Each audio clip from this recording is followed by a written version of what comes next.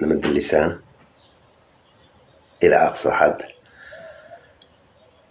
التمرين الذي يليه تبعيد بين الفكين، نسحب الهواء بشكل قسري،